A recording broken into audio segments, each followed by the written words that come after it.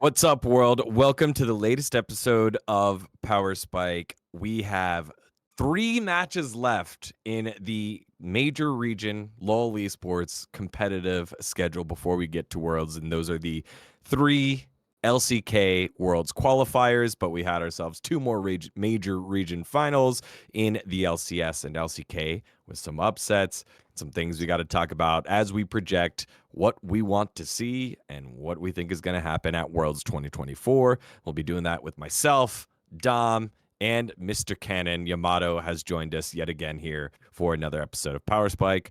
Welcome, gents. Big news actually out of from you two. Yamato's about to fly over to Dom's house and get himself some sir. Texas food. What is the first Texas food you're going to feed him here, Dom? First Texas. Well, the thing is, he gets in like relatively late considering when we have to do regionals, because LCK regionals is like 3 a.m. our time, and he gets here maybe like when do you land? You said like you land around like 4 or 5. Yeah, and then it's like an hour from the airport and everything. So it's like he'll be here like 6. So probably first night we're not gonna do anything crazy. I have a restaurant in like the country club that's actually really good here, so we'll do that. Probably have some like drinks or whatever. Come back like regionals, and then we're gonna start getting cooking the next day. But yeah, I got to take him to Terry Black's. That's one that's definitely on the menu. Terry That Black sounds like the name of a porn star, but Yeah. probably delicious food. No, Yamato, you're just thinking of Terry Crews. Who else? What else do you want to have here, Yamato? After all the things that you've thought of for Texas. Bro, when I think of, I don't know, like in my mind, when I think of Texas, I think of like, I don't know if we can. Can we go like on a gun range? I And, mean, like, I've never fired a gun. But we could probably do it. that would be sick, though. I was fucking meet some lions or some shit, pet a tiger. The We have to go Tiger to King. What Buc-ee's the as well, fuck? man. Just do everything large, dude. Yeah. Take a right. sip I of mean, your that's food. kind of how it is. I mean, recently what I did like about 4 months ago is I went ziplining on like the biggest zip line in Texas, and there was ones that were like, I think the biggest one was almost a mile long, and it goes from like 22 stories high. So it's like you're on a mountain 22 stories high and you go straight to sea level. So you're up there, man. You're like 22 stories above the ground. Like that shit is fucking crazy. Who the fuck put you up to this? This is Rachel's doing, bro. Like, fuck that shit, bro. That's fucking deep steam, bro. I'm afraid of heights, dude. Oh man. No, like there's a point, because like you're kind of in a wooded area. I put a picture of it on Twitter, and you're kind of in a wooded area, but people don't realize like where you're going to. It's like you're in a wooded area on a mountain, and the zip line is from one mountain to another mountain. So like the place that connects is to another mountain. So I mean, yeah, I have a picture here. Wait, hold on, let me see if I can find it.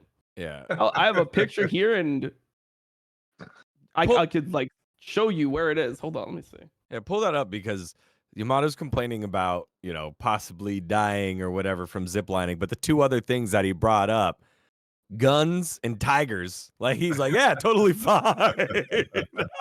Yeah. Oh man. Oh Nah, god. man, this is like my first vacation. I don't know how long, bro. Like, it's my first vacation in like years, dude. Years. So I'm just excited to be able to relax. I've downloaded my Game of Thrones for the flight. And then rock and roll, man. Spend some time with them. Yeah, man. It's gonna be The ability to travel to other places, and this is one of the things that I've loved over the last several years, and Dom and Monty, and at times LS when we were doing Face Check, they've been patient with it, but it allows me to travel and see the world while still doing my shows and getting paid to do it. So it's really cool that you're getting the opportunity to do that in Texas, which is just such a big meme to everyone else who's never been there before. So I'm just excited to have you experience it and then come back and let us know, what it was like comparatively. Yeah, so here's one.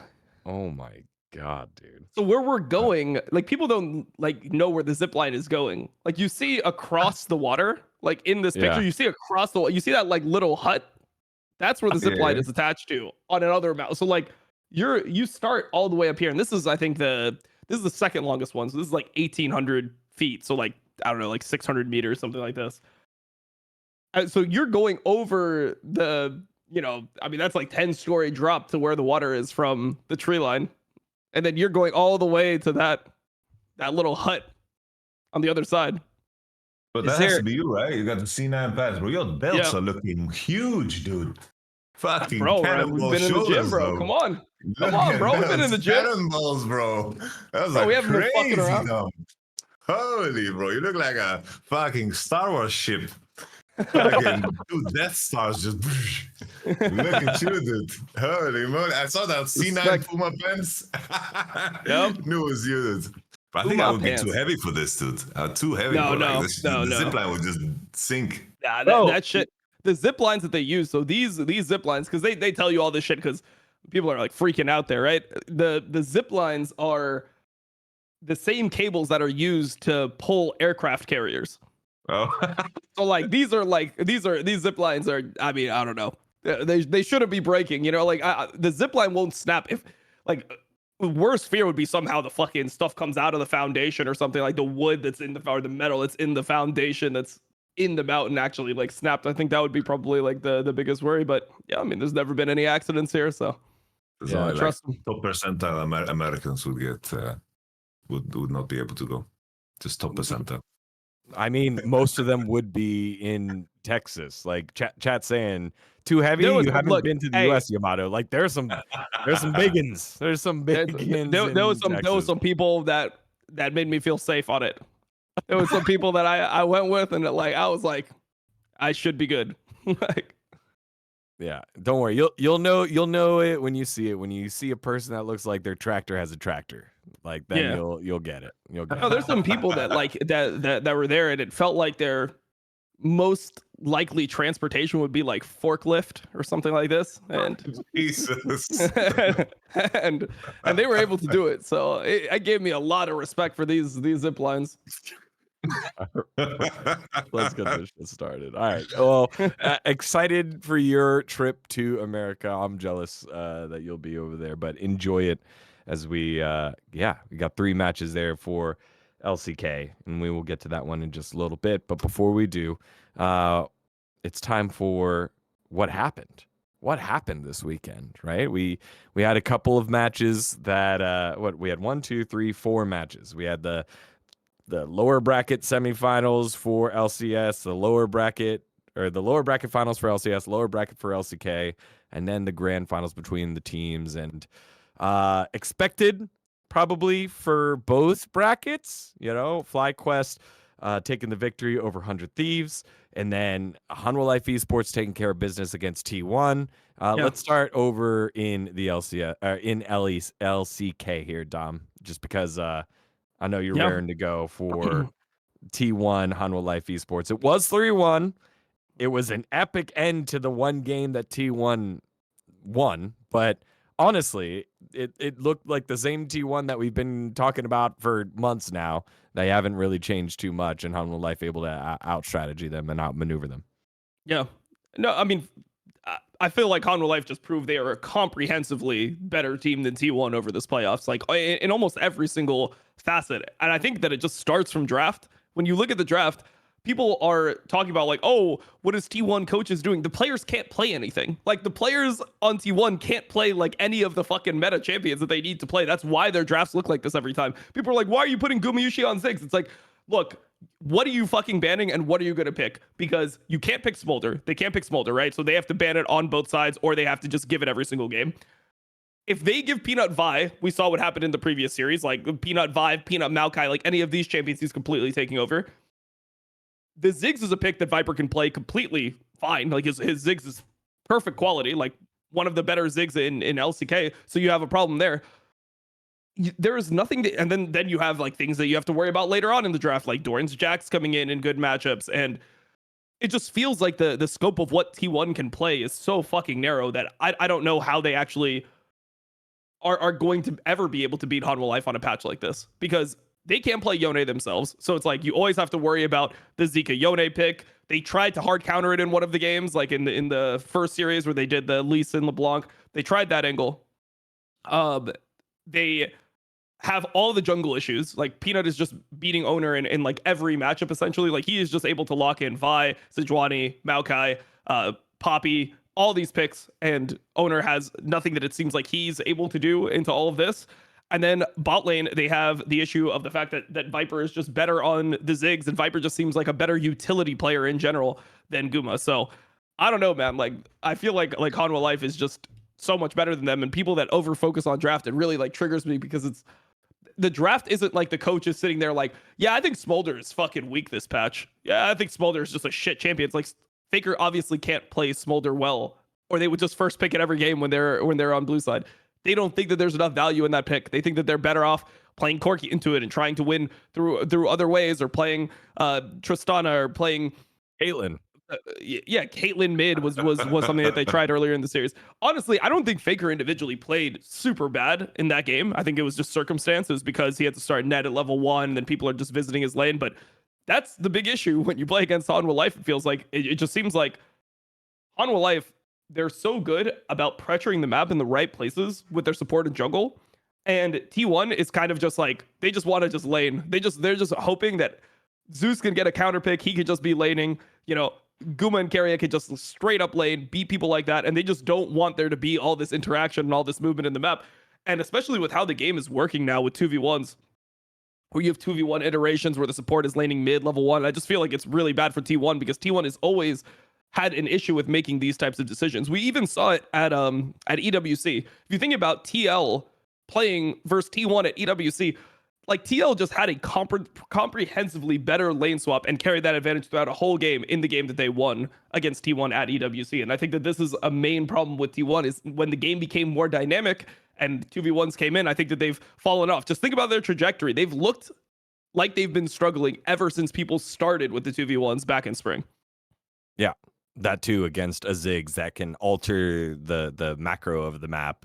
Again, the game that they won was just one where it gets late enough that they get to show off their hands diff, and then they push through the base and end it at like 30, whatever it was, 37 minutes there. And it's just, this team is so frustrating, because their champ pools are limited. They don't play the map super well or accurately, or in game 3 and 1, they fuck up the early game so bad that then they're just playing from behind most of the time, and they're good enough to close the gap, but then they just get out macroed. In game 3, it was the Alistar on the bottom side of the map where Carry gets chunked, Guma's gonna get dove immediately on the desk. Wadid was like, Peanut's gonna invade, and here comes Peanut. He invades, owner gets greedy, he gets griefed, he dies. Carry is still level 1, can't do anything. It's just these types of mistakes. This is something that T1 needs to evolve from. Yamato, what did you see? I feel like T1 has had this issue ever since post Worlds, because Worlds was it was played in such a way, even in the games where melee support was the main focus and it was all about like playing the 3v3s on side. Then you could see like in that game, specifically against GenG that they played, that made them restructure how they approach the game completely. Like Faker was just getting killed on side by Delight and Peanut, and I think that by extension, now with how everything has evolved, because in the past it was pretty much you have so many incentives to stay bot and to lane bot and to win bot, because you need to get to level 6. So you have level 6 for Rift Herald, and this is when the game breaks. So basically everything was forced and structured around lane phase, because it was pretty much full clear into 3 camps, level 5, contest Drake, 6 on support, into cross through mid, into Herald. And I think this allowed T1 to play a very certain way. And then when you had these AD and support duos that were basically designed around being 2 people on the mid wave, this is where T1 was at their best, when it was like Lucian, Nami, Yumi lanes, like Senna lanes, when basically they have incentives to be 2 people on the mid wave, and the role of the support is less dynamic and more about just mechanically like expressing yourself. But now when you have, as Dom mentioned, it's like you have many swaps actively happening. The whole meta game has evolved around just being 3 people on side, constantly pressuring and leaving your AD in isolation. And this is just where I don't place T1 at all, because their solo lane has always been like they've tried to solve it on themselves, on their own, and then you have just owner kind of doing whatever he wants, never connecting with support, and then AD and support just contesting mid-wave hard enough to force people to show around the mid vision that they place. But the game is just so completely different. I think that Kiria, he has tried to master melee support, but in terms of how he connects with jungle, it's just non-existent. They never pressure side together, never connect on side together. Their solo laners just getting ganked for free, and there's no pressure that comes after it. I think that, I think if I look at T1 in terms of where their players are individually, I do think that Zeus looked like better in playoffs, but at the same time, Owner just started looking way more worse, just worse and worse over time, because I thought that he was like the best performing player post EWC of the team, but the most recent best of fives that he played is just so clear that they are outmatched. I think when they're playing against teams that don't have that emphasis on jungle and support the way the Light and Peanut does, I think it's not as evident, but against Hanwha Life, I think it's just super clear. I think that any team that has such level of precision when it comes to the early game, because Peanut's precision in terms of where to be and how to play around objectives is super crisp, and then how they transition into mid game to create space for the solo laners to farm and to pressure is what the meta game is all about. And I think the T1 is just completely lost on this fact, and I think that they have really never recovered, because they're just kind of hoping that what they did during the World Championship kind of comes back in some form. Yeah, I mean, they're just hoping that Riot actually goes through with. I think they need one more patch. Like, I don't think the World's patch is enough. This is the problem with Riot, is they always do everything 2 patches in advance. So if they had this information, they could have really buffed T1 champions before we got to Worlds. But it's just 1 patch behind, which I think is just probably a flaw of the LCK format. They should move LCK earlier on in the year so Riot has time to set everything up for T1 going into Worlds. No. We have a great amount of show days because I get paid by show days. If it goes a little bit later and I get a couple of extra shows, I'm very happy. Sorry, T1. You're going to have to suck it up. Unless, yeah, there we go. That's why we'll do it that way. We were a little worried that and we'll get back to T1 later on in the show. I don't want to dive too much into T1's downfall and all that shit. But no, I we do. were I a little. Let's keep it going. No, Dom. Just hang in there. We'll have a whole segment for it. Okay. We were a little worried that Hanwha Life Esports showed maybe too much. Not that they had to show a ton, but clearly the Smolder priority had jumped up a ton. Poppy got all 3 player of the game votes. So it was Peanut twice and then down to Delight. So we're like, how's that going to do against GenG? GenG is going to go ahead and take that away. Or was it brilliant planning by Dandy and the rest of Hanwha Life to put Chovy on Smolder, and then all of a sudden it got banned away for the rest of the series? That was the one win that they got on red side, that was the win that they got on red side to make it happen. They were going to go back to game 5. They were going to go back to Smolder game 5, but Hanwha Life banned it. Like, they left it up in game 5 on blue side with the intention of first picking it, and then Hanwha Life read it and banned the Smolder, which I thought was like insane draft adaptation, to be honest. Right, because what got dropped? Ash got dropped. And then, that's what we're thinking. So, we'll move to that. It was like a rock, paper, scissors of Jin/Kaisa beats Ziggs. Ziggs beats Ash. Ash beats Jin Kaisa. Like, that was kind of it felt like the evolution of the bot lane kind of meta in that series. It just felt like we had such fun drafts. The Mordekaiser came out as well. What jumped out at you in this series, Yamato, for the grand finals? Like in my mind, I think that GenG, I feel like this entire split, they went through it in a way that kind of made me think, is like, are they just enjoying themselves a little bit too much? Is it a hint of like tiredness in their gameplay? Because looking back at what Chovy has been playing this entire split, right? Like he spent so much time playing like Draven. Like, it's like he always went back on the Corki when they needed to win, but that was like the main thing. But it's like there's nothing that brings me back to like him playing Yone was something that didn't come up, right? Like, why didn't they give up the Corki? Why didn't they first pick Ziggs and then invite the Yone themselves? Instead, they first pick Corki, give the Ziggs, invite the Vi and the Yone, which is something that we know that the enemy plays. I think like where Chovy was in terms of in tune, like with the meta, I think Smolder looked really good on him. But then after that point, is like, I never recall his Zeri moments. Like, where was the Yone? I feel like sometimes when Chovy is at his weakest in my mind, because he's still a fucking brilliant, fantastic player, is when he doesn't like play those important champions and he kind of just sticks to a few.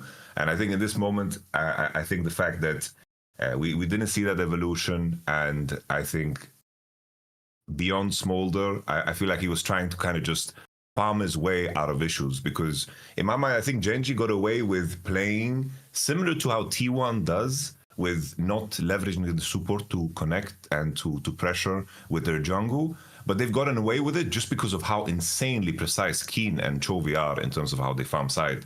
It's like they figured it out on their own most of the time, and the job of Canyon and Lehens is so damn easy on this team. But they finally faced a team that is doing things the right way, and it felt like GenG couldn't cheat their way out of situations. I was worried in that game one, though. I was like, damn, if GenG win this one, this is just 3-0. Like, if they win this game, it's just another Hanwha Life fucking fold, like we saw in the regular split, how we saw in the last best of 5. I was so damn scared. And then we had that fucking Tristana Ashe pop-off moment. I was like, oh, thank God we have a damn series. Because in my mind, I feel like GenG got away with a lot. Not because they don't deserve it in a way, because they are damn good as players, but they have gotten away with playing lazy, I would call it, because of the reasons that I mentioned. I feel like they're not in tune in the meta the same way as I would hope. And I think it's like there's parallels to how Team Liquid lost the same way, because Team 100%. Liquid stuck to the Koki. There was the Kisante Maokai. They had like these champions that they thought they had free wins on, but I felt like the meta adapted past them when they tried to like maintain what they are. I feel like there's many parallels between the series. Definitely, I agree with that. When I was watching, I thought the same thing was going to happen. Honestly, Team Liquid losing made me feel like Hanwha Life was going to randomly win. Like when Team Liquid lost, I'm like, wait, hold up, like, because the thing is, I when you've been winning the entire time like this, and you actually get cracked in the nose, and it's like grand finals, and the other team has that like that day on the big stage above you, it does feel like in some weird way you're playing at a disadvantage. And the thing about GenG is, I feel like they're a team that beats you by just being significantly better than you, but they don't like out clutch you. They don't seem like they get a performance bonus from being under like all the pressure. And when I was watching this series, I mean, I think a lot of the things that Hanwha Life did made sense. For example, the Smolder. People are like, why are they letting Chovy have Smolder? The reason why they're letting Chovy have Smolder is because Smolder is just kind of a constant in the game. Like, you know what Smolder's going to do. It's going to farm till 225 stacks. There's not a massive amount of skill expression. You know when it's going to be strong. And by giving Chovy a pick like that has very defined conditions, you almost limit him in a way. And, you know, after that, when GenG realized, oh, this didn't work for us, we're trying to give Chovy more agency, they just played a bunch of games of Corki. I wish that GenG would have played something more aggressive in game 4 or game 5, mid or jungle. That's what I wanted to see, because I feel like their huge breakthrough when they won the finals in spring, when they were down 2-1 to T1, was when like Canyon started locking in the Kazakhs into Xin Zhao. Remember, like this was the pick where it's like, oh shit, like Canyon's just playing Kazakhs randomly. I guess that's the Xin Zhao counter, and he like took over the game. And I wanted to see some level of aggressiveness from the mid jungle. I didn't like that in these moments Chovy's just defaulting to the Corki, where it's like, yeah, I mean, obviously he's like one of the best Corki players, but it just felt like it wasn't working the way it should in the series, and that if he wants to win the series, he probably has to do more on the map, because GenG was a little bit stagnant. Like they weren't making that many plays, and that has been the issue with GenG the entire split. I would say they've just been relatively slow in their approach, and they kind of just get away with like, oh, we're down 1k or whatever coming into this dragon, but we're so much better, we just win the dragon fight, and then they win the game. And for me, that was always an issue. Like we on the show, we kept on talking about like Canyon is AFK in a lot of the games. There was a lot of games that Canyon played where he's just not doing anything in the game.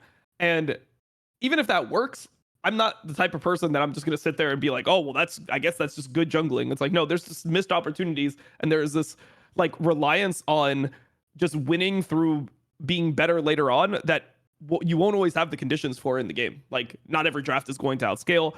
And eventually teams are going to get good enough where when you get into these Drake fights, they're not going to always make a mistake. It felt like GenG was the team that would capitalize the most on any mistake you made. If you made any tiny mistake, they'd just blow the game open and completely dominate you. So I was worried coming into this, and I think that the GenG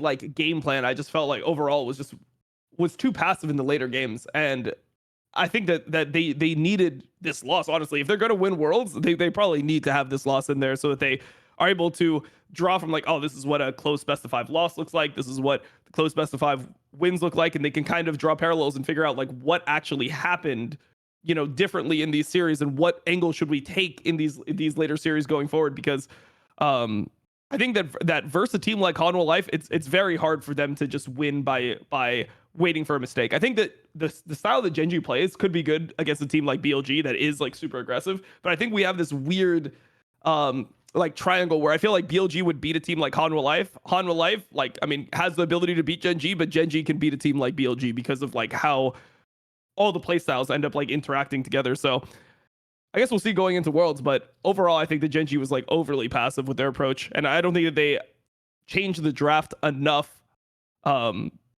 considering how the series was going. It felt like they kind of wanted to just like roll over into the win as opposed to like take that win the way they did in spring. 100%. 100%. I mean, Corki was Chovy's most played champion this split, but we saw how the Tristana worked for Zeka and how playmaking champions worked for Zeka throughout. And then also they put the draft resources down on the bottom side of the map in game 5 on Kaisa. It's like, all right, Pays, like, you're the all pro, you're the guy. And, you know, again, another one, Monty was right. In game 3, there were Pays like accidentally misclicked the Herald, and he looked shaky on Ziggs. And no, he was going for the CC. That's what people were telling me. Oh, he was going for the CC. Yeah, he's first team all pro. He was definitely going for the CC. He wanted the knockup, Dom. It's like I think he just misclicked. No, Dom, he wanted the knockup. All right, my bad, guys. My bad. Players don't make obvious mistakes. It's like people don't realize that if he actually did want the knockup, then he's just an idiot. That makes him a worse player. Like, it's better to just say, oh, he misclicked. Like, you click how many times do you click in a game? 30,000 times, something fucking crazy. You probably just misclicked one time, or like, I don't know, 15,000 times. Misclicked one time is probably better than just making a mental error and trying to get somebody with a knockup on Ziggs as opposed to dropping in like 1,000 damage on a CC target insta. Yeah, you're the damage dealer on that comp. Like, you got to do the damage. So, so yeah, Like, that was the final thing I just wanted to add is because we spoke to Blabber on C9 like after their finals, right, in terms of their approach to draft, and I feel like there was some elements of that for GenG too.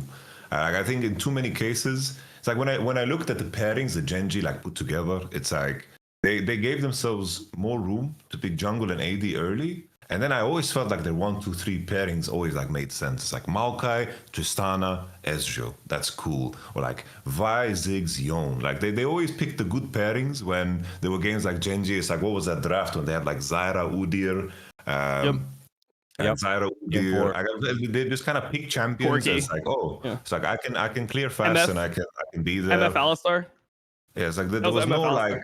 They just kind of picked. It's like, oh, they have Rel. We pick Alistar. It's like that was like that to me is just it just doesn't work when a team is aware of all the details, because the meta, even though it has evolved, but I think the evolution. It's like when it comes to the meta being the same, it's more about understanding what is the correct conclusion. And I feel like at this point in time, you're playing a final. I feel like the champions that seem very strong and. Like if we just compare like the series that are being played globally, it's like you begin to see like these champions are actually the ones that are winning in these pairings. And I feel like GenG just kind of got stuck 4 weeks ago in a way, and tried to kind of scramble by just picking 1+1 rather than looking at the big picture. 100%. I was gonna say that this is what Chovy haters really latch onto, is that in series like this, when something isn't working, it feels like he just kind of like he just sticks to the game plan and just goes with the loss, as opposed to, you know, really being able to slam picks and being like, okay, I'm the fucking best player in the world. Give me this pick in this game. Like, I'm going to like carry the series by doing something that, you know, has elevated risk, but also has the potential payoff. Like, when I think of series that Chovy has lost, for example, one that comes to mind that was like probably the most shocking to me was when they got 3-0'd by BLG in 2023 MSI. And in this series, this is a series where he's playing against Yagao, and coming into this, everyone's like, Chovy versus Yagao, he's gonna be shitting all over Yagao. How can Yagao, one of the worst laners, I would say, in LPL, at least out of like the good teams, the teams that are respectable. he's one of the worst laners that you have. And when you watch that series, it's like, okay, game 1 he plays Lissandra. Not a great Lissandra game. It's like Chovy Lissandra. I know the meta was Lissandra Annie, all this type of stuff, right? Game 2 he plays Annie. It's another not good game. And you're like, okay, game 3 Chovy, please just pick something where you can like be yourself. Like you're just not a Lissandra Annie player. That's just not who Chovy is, right? Chovy is somebody who is going to generate a lot of farm. He doesn't have the best eye for like random angles. He doesn't like giving up. He doesn't like giving up like a mid lane wave to make something happen on a side wave. Like he's just the guy who's going to play the game solid. And then in game 3 he goes to Annie again. And that's how I felt in this series, where it's like, really just the Corki, just 4 games of Corki in this one. I mean, Corki is not, it's not the same champion. Like he did default to Corki in spring, but people are not going to remember that it's a completely different champion. Like if you remember how that game 5 went in spring, do you remember his like package towards the end, the flash package in the middle of mid lane? He just flash packaged in the middle and won the game. And it looked kind of sus, but it was aggressive. You know, you had that playmaking potential on the pick. Now you don't really have a lot of playmaking potential on Corki. You just are a constant strong DPS. You're going to go into the side lane. You're going to collect farm. You're going to hit your 2 items, get your rapid fire on 3, and you're just going to deal a decent amount of damage. But it's very hard for you to take the game into your own hands and really push it over the line. And I just feel like that was what was missing. And I like, when I think about Zika, right? I think about big series for him. The fact that he went back to the Yone that didn't work in game 3, picks it out in game 5. I think that takes balls. Like that is something that is hard to do. People forget this. Like, okay, so if we think about Worlds, right? We go Worlds 2022. Worlds 2022, game 5. Do you guys remember what Zika picked game 5? No, I don't. I don't remember what Zeka picked. Because the narrative is that he's picking only Akali and Silas the entire time, right? I was gonna say Silas, but I guess it wasn't. What was it? No, it's Azir. Like he won game 5 World Finals on Azir, like which was a standard meta pick, and that is not the narrative. The thing was that he was not supposed to be good on champions like that. He played Azir in this game 5, and he has an excellent Azir game in game 5. And I think that this is like the type of stuff that I really like out of Zika, is that it feels like he has that clutch factor to him where he'll, be willing to go for it in the big moments. Maybe that comes from him being like an underdog in all these matches and like him feeling like that's what he needs to do in the series. But that is something that I wish that Chovy had more of, because it feels like Chovy is still the best player in the world to me. Like, and obviously because he lost, we're criticizing him here. He's still the best player in the world to me. I just wish he had that like clutch factor, because normally the way I see him in big series is that he plays a little bit worse, but he could still be the best player in the world, even playing a little bit worse on his, top tier picks. Like even at MSI, for example, I didn't think that he had a particularly like amazing MSI. If you only watched MSI and you didn't watch LCK, you wouldn't realize why everyone thinks that this guy is the best player in the world. You compare that performance to, an LCK in the semifinals, for example, like when he had those hard carry Azir games where everything was collapsing around him and he just completely 1v9. It's like, I want to see more of that 1v9 Chovy in some of like the bigger games. I just want to see him have more like playmaking potential, more agency. And I just really want to see him like prove himself more in those moments. Yeah. A couple points on that is, it feels like that maybe this is the evolution of him in his career, where now he is the staple guy, and he's trying to figure out how much of the burden do I take for my teammates, for Canyon and Keen, new to here, and Canyon winning his first championship in a little while, Keen winning his first championship ever, pays my rookie younger brother who's still very young. How much of that do I like take the burden on them, and I'll just be like consistent damage dealer you can pick around to Corki, compared to, hey, we're in game 4, we're in game 5, give me the ball, give me the draft resources, let me play this shit, give me the counter pick, right? There's value in being able to play the OP picks, and then there's value in taking the counter pick and using it. Obviously, fucking Udyr in game 4 was not it, but I mean, he stomped his lane. Like he won that lane way harder than he should, but I feel like this is the value that Doran actually brings to the team, is that he's willing to like sacrifice for the team. Like he'll just get through a bad situation if he needs to. So he'll pick something that's good for the game and just be like, yeah, I'll make it through. I'll make it through there somehow. I don't know how, but like I'll play the pick so that other people can thrive. And I feel like on GenG, there's no one that really has that role. Like you don't know who's gonna take the L for the team. Usually it's Canyon. No? I mean, sure, like it's Canyon, but like a lot of that I think is just meta, right? Like a lot of it is meta is you're just picking your jungle early. So I think that really where you see this is when it comes into 4-5, you have the decision where it's the enemy team is picked. How are you going for something that's like a hard counter pick? And I think that maybe you what I'm arguing for is that you give Chovy that hard counter pick. You're like, okay, we're gonna give him something where he has the agency, and you like instead of drafting like the Kaiser or something for Pays in this last game, you put the agency on him. You give him like the X Factor pick. I'd like to see Chovy on the X Factor pick and have the stability elsewhere, where you just like blind pick the useful champions in other roles. So that would be what I think would make them an even scarier team, because I still think they're like obviously one of the best teams in the world. I don't think anyone's having them top 3. I mean, I'm gonna do a tier list. I'm probably gonna still have them over Hanwha Life going into Worlds. Like I think they're a better team when you think about what the meta is going to be, and overall, I do actually believe they're a better team than Hanwha Life, and I think they proved that over the course of the whole year. I just think that they had an issue in this series, and it should be a fixable issue. There was nothing I saw in this series where I was like, ooh, oh man, they just can't do this, or they're exposed in some way. I think maybe a little bit of their mentality was exposed, but in terms of like their capabilities and what they have as a team, I think GenG is still a more complete team than Hanwha Life. I think the point that you made about like the willingness to spot the trend in a series and pivot from your prep. Like I think like looking at MSI, like when they dropped that fucking Yon Karthus, it's like that was like woo. It was like damn, you know. It was like holy shit.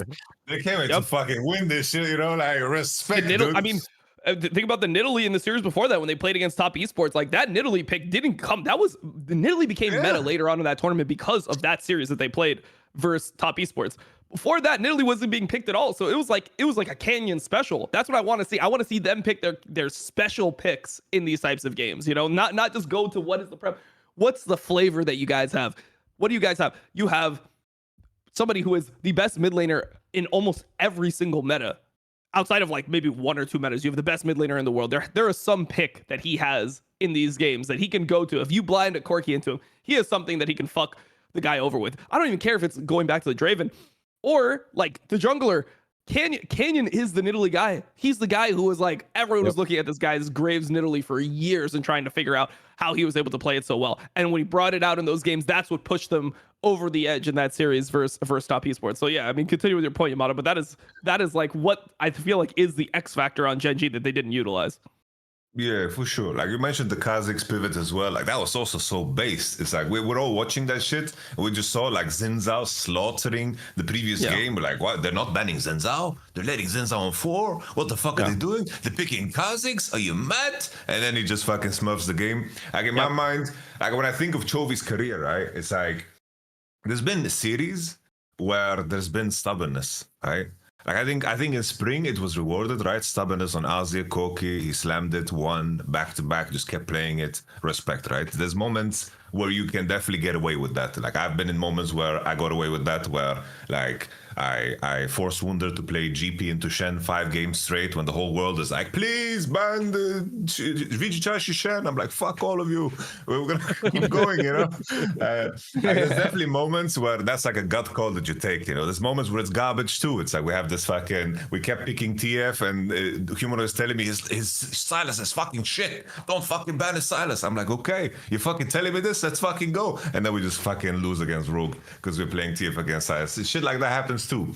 But when I think back of Chovy, right, there's been like that meme.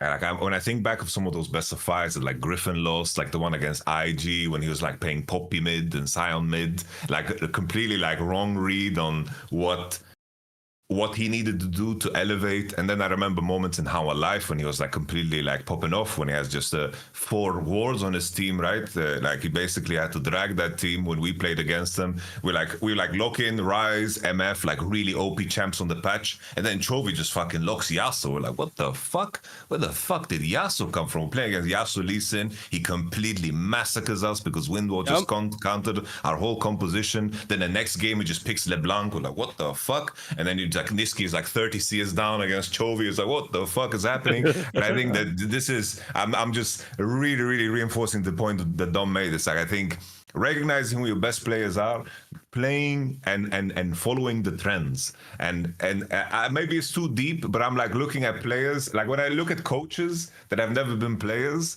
usually they want to stick to prep and they want to like hammer down on repetition. And then you have players that have turned coaches that are willing to be like, yo, let's fucking, what is the momentum that is going here? Because it's like I know from talking to Mowgli, working with Mowgli, obviously it's a distant thing now because he's coaching in one LCK. I'm really hyped for him, but they have like Dandy and Mowgli on that squad, and Mowgli, you know, and Zeka, they've been together this entire time in terms of like finding, you know, the crucial picks to find the angle to cut through the series. And I think when you have a competitive series, you need to be able to do that shit. We think back about the DRX finals, right? There were so many like fucking minor adaptations. Like suddenly Bard came through, Caitlyn was open, and then all of a sudden like all these support bans were happening. They first picked Karma, and then T1 was like, what the fuck is happening? And then they just pivoted in the moment, and they had the balls to do so, you know, because they read the trend of the series. And I think players, usually when they play the game, they have a feel for what they can get away with and what is actually working and what is not. And it seems like GenG just like, hey, Sante, Koki, and let's stick to it. And I feel like that's the main parallel between Team Liquid and also GenG. That's just like they had things that worked, they stuck to it. In the end, they tried to pull out like a Lilia, right? That was a little pivot, right? They almost like won that game with the fucking Kaiser ship, but then the minions just fucking took it away. Yeah. I mean, Right. if you think about like game fives, a lot of game fives have had these random picks be rewarded. Like if you think about a lot of the game fives that we've seen, for example, one of them that I think about is the Mad Lions, the one that literally got Mad Lions to Worlds, the one best of 5 they won in the last, I don't know, fucking 7-8 months at this point. Yeah. The last best of 5 that they won was when they locked in this Nidalee top pick out of nowhere, and it fucking blew G2's mind. They're like, what the fuck do we pick Aurelia? Like, what even beats Nidalee top? Like, who plays Nidalee top? And they just like ended up with some comp that they weren't comfortable on. G2 wasn't practice, and that gave them an advantage within the game. I think that in these games, you spend the first 4 games getting to know the players so deeply, and at a point, you're going to be able to spot something, and it might not even be something that you can really put into words as a player. Like, you don't have that much time in between games to contextualize everything and bring it down, and you can't do what a lot of coaches want, because, you know, normally the way how my experience with coaches always was, and what I still hear from players to this day, is if you're going to pick something weird, the coach wants like a whole present. Like they want to know, okay, here's the pick, what do you want to play the pick into? What is the reasoning behind the pick? Like, how does it slot into the team? What type of comps do you want to play it with? Like, they want a whole, like, they want all the context for like why we are playing this new pick, even in scrims. Like, why are we playing this new pick? Where does it fit? What are other people going to play? What's the strength? What does it bring? Like, they want you to contextualize everything. You don't have that time in a series. Sometimes it's just like, bro, just trust me. Pick me fucking Yasuo in this game or some shit. Or like Chovy could be, I don't know, maybe they don't early pick the Corki. There's a fucking Corki lock-in, or maybe Zika just goes to the Yone anyway, and Chovy just says, just give me fucking LeBlanc. Just give me fucking LeBlanc in this game. I'll just 1v9, and it's like, are you sure LeBlanc? They have a Cassante on the enemy team. They have a lot of tanks. Like, is it going to be good here? Nah, just lock me LeBlanc. I'm going to just fucking shit on this guy. Like, I just, you feel it. Like, sometimes you just know what's going to shit on the opponent, and you just have to like trust in those moments. It takes a lot of faith. Game fives take a lot of faith for sure. I can reinforce like the coach's point. Like on my end, it's like when you're playing the final game of a season, everything you've done to that point is like appearing in that moment. There's some players that I'm like, fuck no, you're playing Maka, shut the fuck up. And there's some players like when they look me in the eye, it's like, yo, I need to fucking play this shit. Like one was like, we had that game 5 against G2. Adam is like, I want to play Darius. I'm like, in that moment, I had to just reinforce him hard as fuck, just so everyone else is bought in too. Because in that moment, I was like, this is a very unique type of player. He sees something that maybe I don't see in this moment. If I'm trying to box him in, he's not gonna be as good as I want him to be. So just fucking play your Darius, rock and roll. Let's fucking see how it goes. Or like Jizuki, I remember, like out of nowhere, we didn't scrim at all. We're playing against Misfits, the third place match, and he's like, I want to play Zillion here. I'm like, what the fuck? You want to play Zillion? He's like, yeah, it's good. I was like, okay, Jizuke, fucking go. And then in the game, he's like telling Kikis, level 6, he's like, come dive mid. He's like, what the fuck do you mean? We can't dive in. He's like, yes, you can, just go fucking hit him. And he just starts fucking hitting him, like Jizuke, like forces him, and then he just sees the whole game through the lens of himself, and he just fucking won the whole series. And that was so emotional because he fucking cried tears out, right? Because the previous third place match, he kind of fucking griefed against Niski with the Talia Casio, but that was such a fucking redemption because he was just in the zone, right? He was in the zone, and you could see it, you could feel it, the way he talked, the way he asked for the champion itself too. I was like, this is a moment where if I try to break the energy he has now, we're losing the series. I need to follow the momentum of the player that has like this fucking bravado about him, you know? Yeah, I mean, that feels so stressful though. Like it's not logical. The thing is, it is logical. It's just logical on a deeper level that you can convey in the moments that you need. Like that's the thing is like you just can't explain the logic. Like you just don't have time to explain the exact logic and make a whole argument. It's not even worth it. It's just like there's sometimes where you just feel something like so a game 5 that I played, I remember was when I played against Rush. And if you remember who Rush was when he came to North America, he was rank 1 Korea. He was like one of like the most touted imports that we've ever had. I mean, he was more hyped than even people like Piglet and Impact just because he's rank 1 Korea. This guy plays Lee Sin. He plays Lee Sin Kazakh. He's rank 1. He has the best mechanics you've ever seen as a jungler. No jungler. Like this is when junglers were handless, right? Like no jungler has mechanics like this.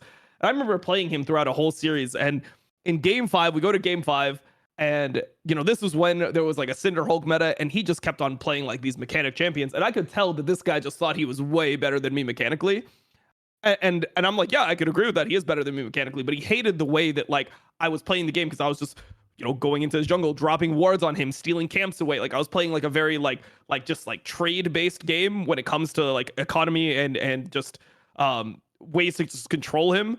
And it was really annoying. So game 5, they started banning out champions that I was playing. And game 5, I remember I just locked in Nunu into him. And this is like when Nunu wasn't that good of a pick. I'm like, trust me. I'm going to Q max Nunu, play consume Nunu, and he's just going to lose his mind. Like the fact that I can just walk in and I could just like take his fucking grump in front of him and I could just waddle my ass out and he can't do anything to me. He has to like accept that. It's gonna break this guy's fucking mind. Like there's no way that he's gonna see a player like me. Like he's the goat, right? Like he's the mechanical goat, and then he just has a fucking Nunu rock up into his fucking jungle and eat his camps in front of him. It's just like it's just too.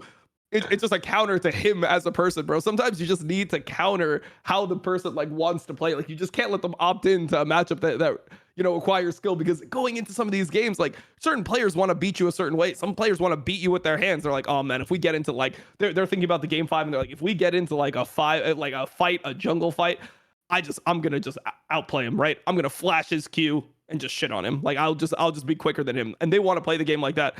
And there's some players that want to get through series by just farming. You just have to figure out like what they're doing at that point. You have so much information that I feel like that's where you can really put the pressure on.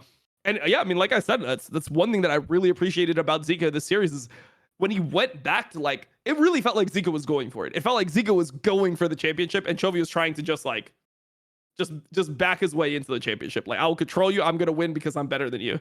And Zika was like, fuck that. Like Tristana, like he's diving Chovy on the side lane. The Yone pick after they lost with it. Like I just thought that showed that's guts. That's balls. That's what I really like. You gotta want to have the ball in this fucking championship moment, You should want to have the ball if you're Chovy. Fucking grab the ball. Hayes had the ball. The fucking ball, bro. Hayes had the ball, dude. Hayes had the ball. And if you look, fucking dove in, bro. Oh man, there was that one fight. Look, there was a fight that Hanwha Life actually kind of griefed that final dragon fight. Like Hanwha Life, the quality of that engage was pretty much as bad as it could have been for Hanwha Life. Like that was the choke in that series. It was like, what the fuck are they doing? Like, look at, oh my god, they engage. It's like it's all over the place. And then instead of hitting frontline, you see Kai'Sa just beeline all the way through everyone into the dragon pit, try to like kill the Yone, and then the Yone just has a fucking death stance and shit and shield bow, and he just like lives. He's like, what the fuck is this guy doing? Like, he just kills the Kai'Sa and the whole fight is over. That was actually winnable. That last fight was actually just like, if GenG was not as stressed in that moment and they played to their capabilities as a team, they win that. But Hayes is the one who had the ball. I think if Chovy has the ball in that moment, it might be different because Canyon got a really good like Skarner ult. The way Canyon played the beginning of it was extremely good. So like it was set up for carries to win. Well, that was the thing, because I went back and rewatched it. He ults him, the Skarner ults the Yone, but it moves Yone. He shoots a Void Seeker out exactly where he was standing before. And so the ult moves him out of the way, and Pays is like, okay, the W's going to connect, all ult in, and then we'll plasma stack him before he can get out of it. And unfortunately, because the ult pulled him out of the way, he only gets 3 or 4 stacks on, and then Yone does Yone things, pops the Kaisa before the plasma stacks go off. It was close, like, but it was so preemptive that you could tell the players were tired. They were making mistakes. It was mistake after mistake. They get all the way to this final fight. Like, it was just awesome. No, what I was talking about was the one on fourth Drake. The one on fourth Drake where Hanwha Life is on Soul. This is when GenG's only like 2k gold behind. This is the one where the front line is getting ulted. So Canyon ults the front line here. This is like when like if you saw the engage, Hanwha Life, they like tried to their idea was like, oh, we're gonna try to like CC the jungler and like one shot the jungler. So they all went on Canyon. Like Jax goes on him, Vi ults Canyon, and then Canyon just sits there and he just ults 2 of them. And there's a Yone back in the pit, but it's like completely irrelevant to the fight. And if Pays just hit the people that Canyon is ulting and just plays front to back, they're just winning this fight. Like GenG is just winning this fight. But in this moment, he hunneled all the way on Zika in the back, and that's what lost them the Drake fight. I mean, it was gonna be a rough one. I think they win, bro. I think they win. I think GenG literally wins that fight. Get Baron, and they probably just win the whole game if they play cleaner in that moment. Oh, it was Keen. It was Keen. Keen grabs Zeka there, and then yes, okay, this is the same fight. Keen grabs Zeka there, and Pays tries to W into. But it wouldn't have killed him either way. Like this guy is literally sitting on shield bow and death stance. Like if you saw like. Even if the W hits, I mean, he ended the fight with like 1,000 health plus. Like he's just too tanky to go on. All you needed to do was hit the front line because the thing is, Chovy was also DPSing the front line, so you could DPS the front line down together and deal with Zika later on. I think legit peanut misclick though. Like Koki and Skarner's like frames are like crossing each other, and Vi just ults the Skarner. I think legit he wanted to click Koki and just fucking ulted the Skarner, and then Skarner gets a triple, and Koki's just standing there fucking machine gunning them, and then Kaiser fucking Tom Cruising it without the Scientology, no secret sauce to protect them, just jumps in, just fucking stunt manning it. Fucking Maverick just suiciding because it was crazy. That was a clutch fight. That was a clutch fight from Canyon. Like not only did he like did he leverage his position perfectly and he gets like the good ult, you know, he's in a good location, whatever. He also steals the Drake there too. Canyon stole like he got the Drake in this situation. He spited the Drake away. So Hanwha Life didn't even get Soul off this. But yeah, I mean, the ball was in the wrong hands. You put it in the rookie's hands, bro. Still a rookie to me, obviously. It's second year, but, you know, put it in the young player's hands. All right. Well, we have gone all the way in on this finals and I guess the lower finals as well. So we'll close the chapter there on Zeka and the rest of Hanwha Life Esports' run. Game 4 was my favorite. It was really, really good. And it was the first finals I got to host in person. Finally part of the LOL Esports. You know, I guess finals hosting stuff. So we're in there, man. Thank you. I listen to the Korean casters, but I always go to the AD desk, man, to see my boy dGon, bro. Do the business. Nice. Thank you. It was a lot of fun. The pre-show was fun. Everything was fun. We ran from that fan area we were at to the stadium and got to see it in person. And then when I got to go back home finally and watch it yesterday, to see. Like, I love what LCS did. I love what LCS did, minus not inviting my boy Dom out there to, you know, go stand on stage as part of, like, the idea. Like, pastry time, getting everyone out there. They decided to invite people that have never even played in the LCS on stage. They had everyone on the stage. I was like, what? Yeah. Oh, my God. I'm so sorry. I probably woke up my neighbors. But, like, I was like, all right, I guess Travis is LCS, you know, sure, whatever. And then they brought out some, like, old homies. I was like, okay, cool. That's, like, cool. I like that. I like that they did that. But the LCK planning team has been planning this thing forever, and to be like, all right, Gyeongju has the oldest observatory in all of Asia.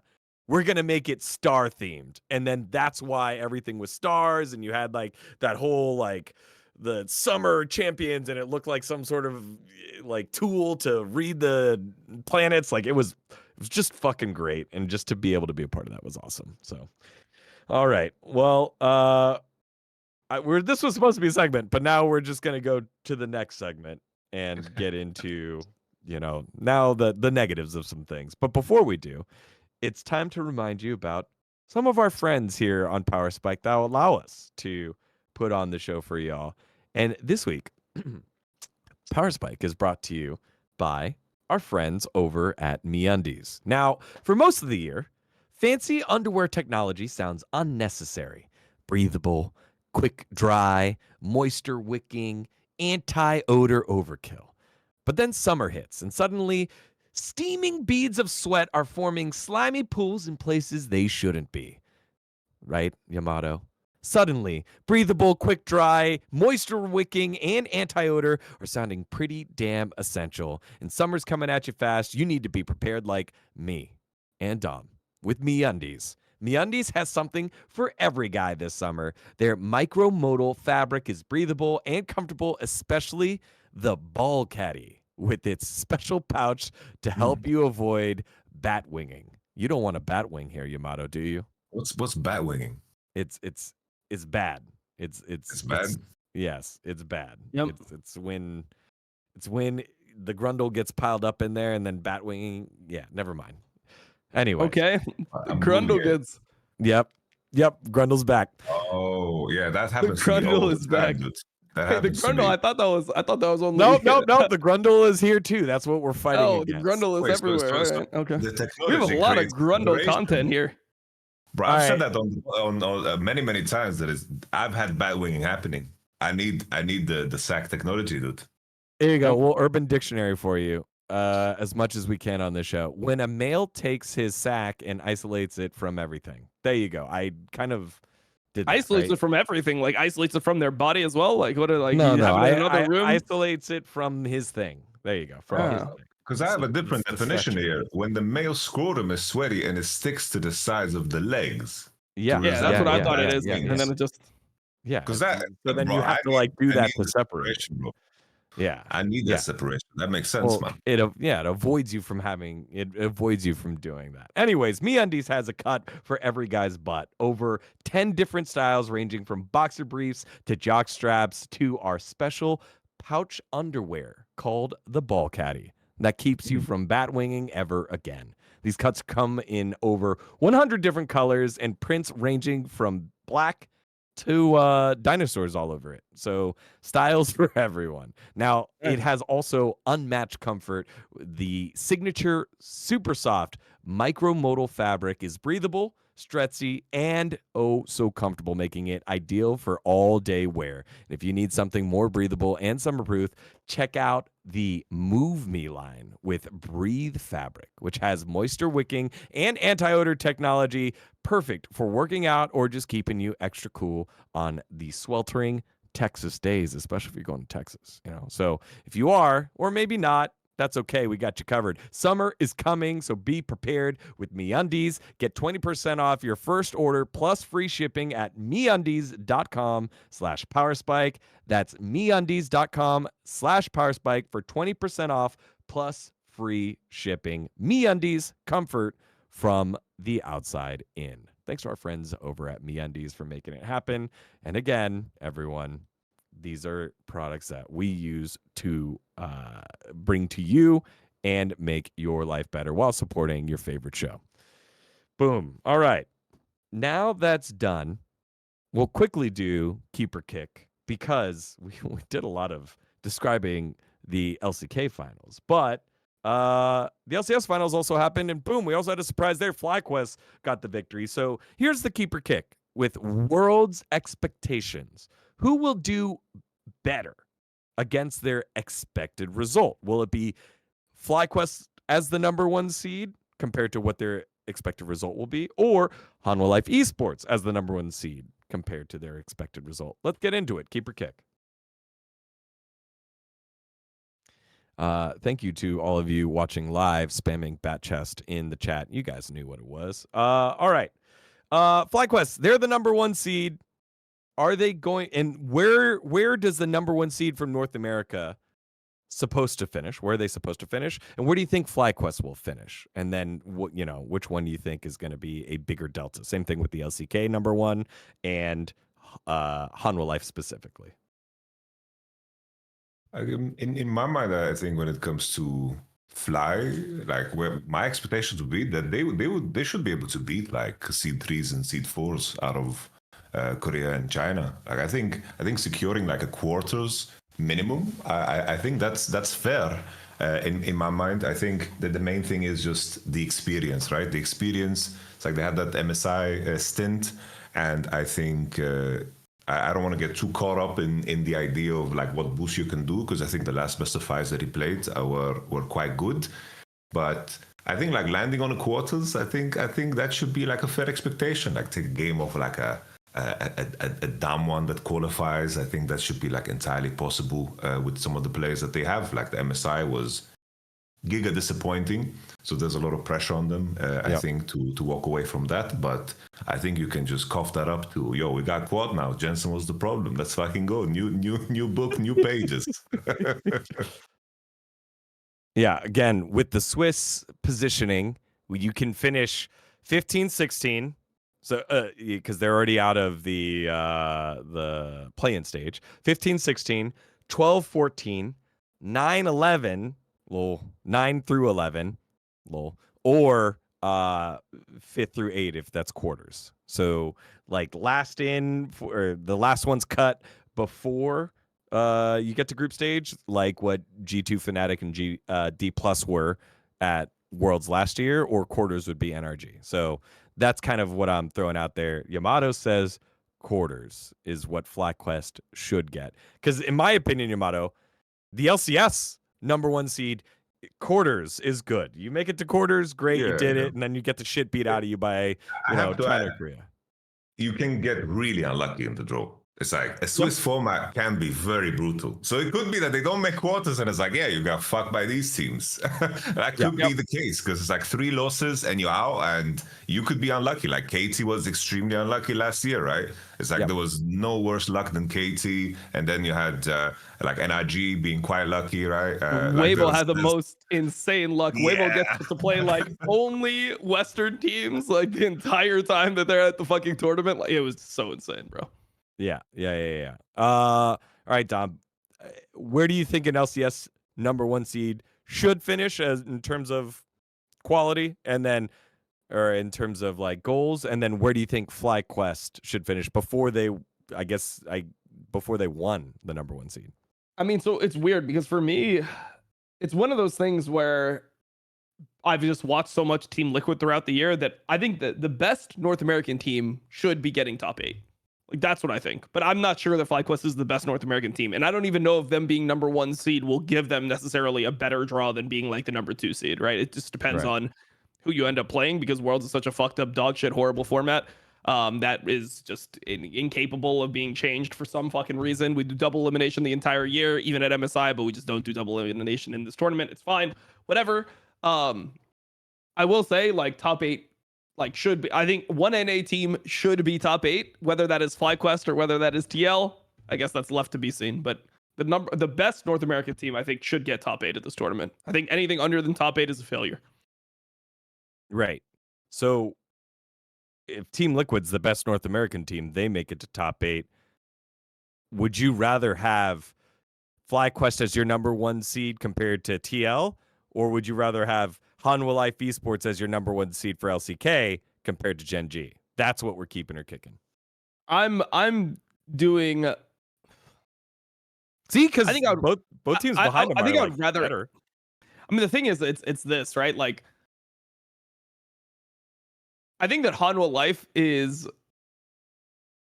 a better team compared to compared to their expectations versus the field than FlyQuest is compared to their expectations versus the field. Like, obviously, Hanwha Life is a better team than FlyQuest. But what I'm trying to say is that FlyQuest, as a team, I think has a lot of like flaws that are apparent a lot of the time when they play. Like, Busio has had bad series before. He played well this weekend, but if you look at like Whippo, he's a player that he can be a huge coin flipper. He can be a massive liability, I think, in certain Metas also, maybe FlyQuest won't play as well if I'm trying to predict a world's meta without mids that are as carry focused that have potentially more utility. I'm wondering how Quad will play in a meta like that. Like if we end up with Jarvan being played and Talia coming back, because Jarvan is getting buffed. I think Jarvan will 100% be played at this Worlds with everything that I see from the meta.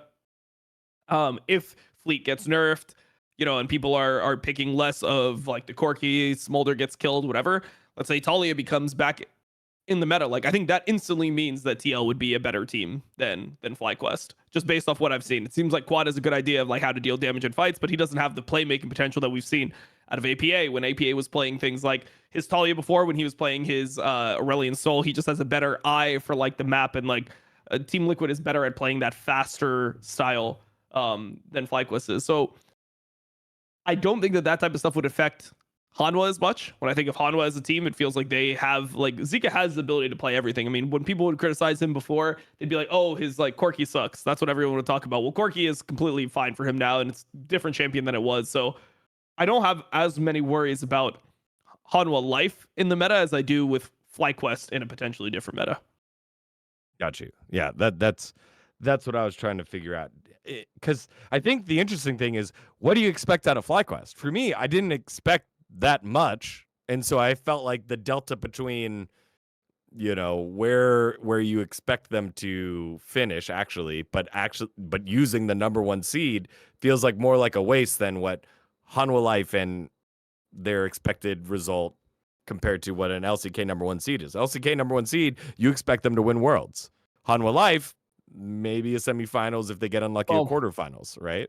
Maybe other people will expect them to win Worlds, but like an LCK number 1 seed hasn't won Worlds since 2020. Like it's normally just like an LCK team that is won, right? Like, so I don't know. Sure. Maybe it's a curse. Maybe, again, we kind of touched on it earlier, is GenG's big plan to win Worlds. It was the wake-up call that they maybe needed. Like, this is the thing. I mean, they talked about it on Summoning Insight, and one of the things they were talking about is how you do all of this you do this whole season where you rank all the teams and you seed them going into Worlds, and then you just like do a Worlds patch, you completely fucking change the meta, and then you have like the teams be thrown into a different meta that they didn't qualify to Worlds on. Like it's very weird to see the way that Riot treats the patches, because in theory, like there should not be a big, like if you really want to see who's the best team in the world and you have them all prepped for like 6 months and then you completely change everything right before Worlds, it's like, then why are we seeding them in such like drastically different positions when you don't know how good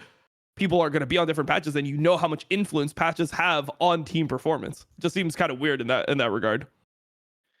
Wouldn't the answer to that in my head, without just like getting any insider information, and Yamato, you can chip in here, is that the prep and the ability to adapt and solve a patch, to be a problem solver, is also part of the competitive weight, I'd say. Like we could just have a patch for the whole year and like, okay, that's the game, it's solved, and then we get into these metas that are pretty stale because people are afraid, and then we get to see, oh, these players have balls and they'll play an off meta thing. Or can you adapt and learn, and do you have a team that can do that fast enough that allows you to win the crucial matches before it's actually solved, probably like by quarterfinals, semifinals? What do you think, Yamato?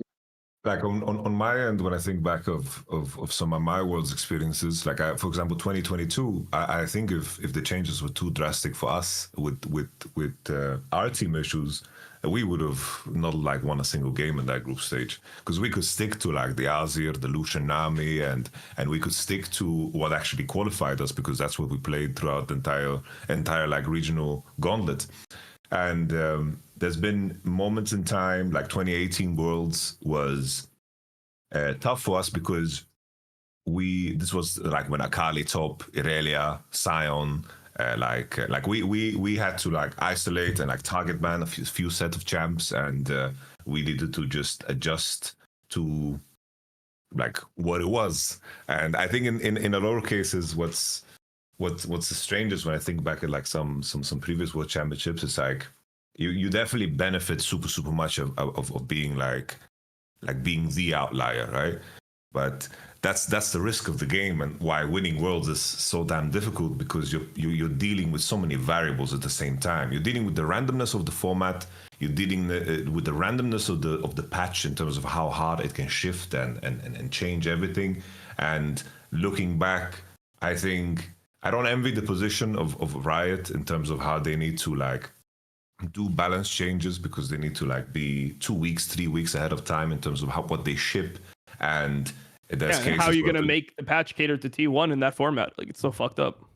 and then you're in a situation where it's like real time. There was also evolutions, because it was weird. It's like Corki's getting nerfed, but then Corki looks more OP. It's like, and then all of a sudden it's like teams were a little bit too slow figuring out what made Corki so good. And then all of a sudden the Smolder answer came in, and the pacing of how teams figure out what the meta is, like you could see it. We mentioned already GenG and TL. They had that level of stagnation with sticking to the Corki. It's like knowing where the meta goes is very tough. But I think the counter argument is just that everything has been around AD mid, fleet footwork mid, and so forth. So maybe they could have done something way more heavy-handed earlier on. But it seems like Riot always wants to like inch towards like an equilibrium where everything can be played. But in pro play, there's always going to be something that is the best, and then everyone just kind of agreeing because they fear, wasting their time and playing in a field where everybody agrees this is good and we are going to be different. Like that's a scary proposition when you are a weaker team to have. So the challenge to adapt, I think that's something that is going to be active at all times. But I do agree there's definitely moments in time I was like, looking at these worlds, maybe suddenly Syndra mid, LeBlanc mid are going to be the best champions. And then AD junglers, it's like Viego, Javan, like Vi nerf doesn't seem too big. Maybe everything is just out the window and we're there. Then it's like super fucking drastic. And you have to think about every player through a completely different lens. Because then it's like, are these T1 patches or are these Billy patches? Because Wei is coming in there with the Viego, and then we have the fucking Knight Syndra, Knight LeBlanc, maybe it's just maybe Tencent is working with the patches. Maybe that's what's hidden in the forbidden war. This is a very conspiracy theory. How long do you guys think it requires? Because the way it works for people at home that don't know, playoffs across the world will generally lock their patch, whatever patch that they're on, for the entirety of playoffs. So some lock whatever, like 14, 15, some lock 14, 16. And then patches will continue to go on live, and Riot is prepping what the Worlds patch is going to be, and Worlds is locked on one single patch. There's just one patch. So it doesn't change from any round. How long do you think a competitive, because it's not just one team, but like how long do you think a tournament needs, because you're scrimming against all the other teams, to figure out when something is solved? It's like never solved. I think it's literally never solved. That's actually how I view it. Like, I think that if there was no patch in League for like 10 years, I think that people would continually adapt, and they would continually find like angles to break certain circumstances within the game. Like, I mean, like Smash. You're like, you think like Smash. How long was 2v1ing in the game for? I mean, think about this. How long was 2v1ing in the game for? Like, they hadn't had anything to prevent 2v1ing from being in the game from 2016 until this year. There's no reason why 2v1ing should be significantly better this year than in all the other years. Like, the game operated the same way, and now they're doing things to make it harder and harder to 2v1, and people are still 2v1ing because they realize the value of being able to trade 250 gold, a few turret plates, in order to have certain crucial levels be dodged. So like, that was something that wasn't changed in the game that you can see coming in years later. So I mean, I just think that like, obviously, like, I don't think patches are bad, but I don't think that the game would be like solved actually ever, because you see games that are patchless have iterations all the time, and there's so much information in League. There's so many different champions in League, so many different abilities in League. It's very hard to like solve a game that has this many variables. There's just way too many variables, in my opinion, to ever like really solve it. Yamato? No, I agree. I think like just to bring back what you mentioned, dGon, is I think that the time span is fine, because I think like previous worlds, there's been like very little time for, especially like European teams to prepare. Like we were lucky last year with Asian Games delaying everything in between and allowing for the European teams to practice more. But I feel like this now every region has already like finished up. We have regionals of LCK, but the fact that there's a minimum of 2 weeks for even the play-in teams, and then 3 weeks to prep, and all the teams that have finalized quite early for them to begin to prep. I think that's like a fair amount of time to rock and roll in. Like I think like if it was like fucking EWC, it's like, oh, you play on the new patch, here you go, jump into it. Like then it would be like silliness. That would be like, Jesus Christ, what are we doing here? Luckily that patch wasn't too extreme, but there was some details there that changed, you know, what is good and what is not, right? There was like some AP jungle changes and so forth, making like people wanting to play Ivan Mark or whatever. If it was that, I think it would be too heavy-handed. But I think coming into this World Championship, I'm just curious. I'm so curious where everything will land, because I think Riot wants to create a situation where both is playable, but I don't think that will be the case. I think either people are gonna stick to the AD champs, or it's just going to fucking like fall across to the other side completely. That my main issue with the Riot balancing is I feel like there's certain items that have been so fucking broken, and they're targeting the champs rather than rebalancing the items, because it's like this whole year it's like Liandry's has just been the most broken item in the game. Yep. And now like these champions that are I appreciate it being super broken. It's helped me a lot this year. And then it's like another one is like Trinity Force Manamune. I think Manamune is just a broken item that has like really just tier being such an OP lane item. It's just it kind of cracks the whole game. I feel like if they targeted things from that angle rather than like gutting the champions, because now it's like I don't imagine anyone wanting to play like Brand. I don't imagine anyone wanting to seriously play Zyra. And then it's like in that notion, I feel like their philosophy is not being shown in the patches either, because they want to make everything viable. But in the end, I think there will be a tipping point, and my prediction would be that we're going to have like an AD heavy mid jungle kind of style come back to the mix. Okay, you know, we got further away from the keeper kick, but I love this type of conversation. No, that's okay. That's okay. I love this type of conversation, and because of it, I have one more question. Because there's such a limited amount of time, Yamato. Dom, you can weigh in on this a little bit too. Do you feel like the top teams dictate the meta? Like BLG could just, whoever they scrim are clearly playing these champs, and then it just trickles down to, you know, the mid-tier teams or the play-in teams, and they're like, oh fuck, like they are playing, you know, mages mid. Maybe AD mid isn't good anymore, and that's all that they're playing. Do you think that, like, does information disseminate that way to then create the meta, because people don't have time, as you said, to try different things other than, I guess, our boys over at GAM Esports? They're the only ones that, you know, have done that historically. One of the few.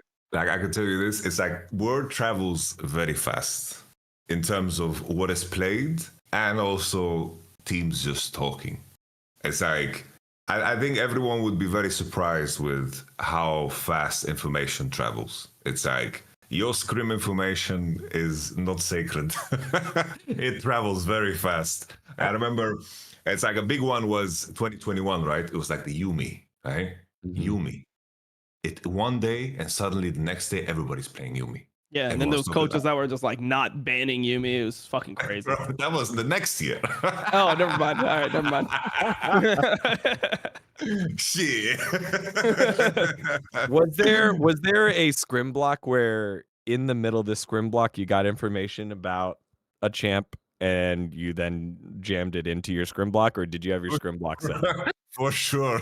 Okay. Sometimes it's the dangerous thing is like sometimes you scrim a team that is just very, very Chinese or very Korean, right? Yeah. And you're just sitting there questioning everything you've ever done. And that is like the most dangerous state to be in, because it's like, should we be playing what they are playing, or are they fucking with us? and you're just sitting there like trying to decipher shit, and it's like, damn, they're just that good. It's like we're screaming against IG. They pick Fiora, Draven, fucking Vel'Koz. We're like, what the fuck? And they're just fucking us in the ass, you know? They're just fucking slicing us up. 2018 Vitality, we're just sitting there, shit. And then it's like one player's like, I want to try Fiora. I'm like, Cabo, no, no, no. We don't want to go there, man. It's a very dangerous game of like assessing information, because it's like often the conversation is like, well, how did this team end up playing Nidalee? Like, are they screaming with Nidalee and now they're playing Nidalee on stage and they're losing like 99% of the teams? And I think that's where you really, really, you know, it's fugazi, bro. The information is, you know, it's in the air, man. It's, you need to be headstrong and know what you're good at, you know, in those moments, and take bits and pieces that actually make sense. And that's why the Azri Lushanami meme held strong, because we kept playing what we were good at, you know? Yeah. All right, cool. All right, I've derailed this long enough. All right, I think, Dom, you said you're keeping Hanwha Life Esports compared to the expectation for FlyQuest? I'm just scared of Whippo. I'm gonna be honest. I'm kind of scared of Doran too. Like I'm I believe not scared of Doran. I'm pretty scared of Doran. Like, Doran has the rundown. I mean, that Camille game, like, holy fuck. Yeah. But he bounced back. That's when we thought it was. I mean, locked. Whippo bounced back from the fucking Volibear game too, but I still remember that shit. Like,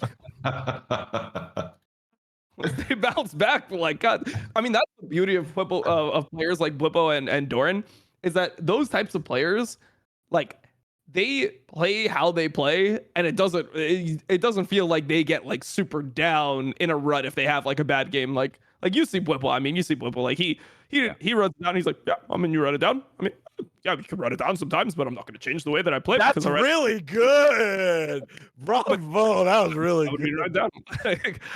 It's like, yeah, it's my bad. You know, like, he'll just say this type of stuff. Like, and you know, it is what it is. And that's what I respect about him, is that he'll play the way he plays, and like, he's not worried about all the external. Like, he's been a pro long enough, he doesn't care about all the external.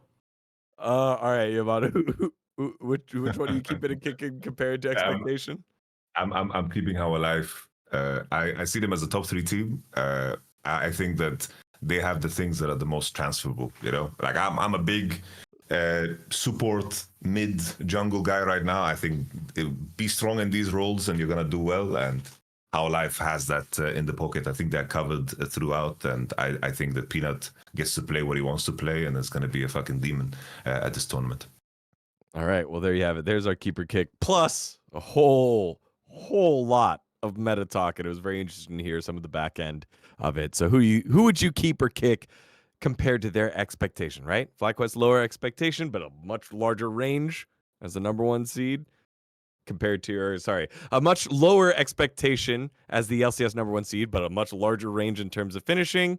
Opposite for LCK #1 seed, pretty high expectation, but Hanwha Life Esports obviously a better team.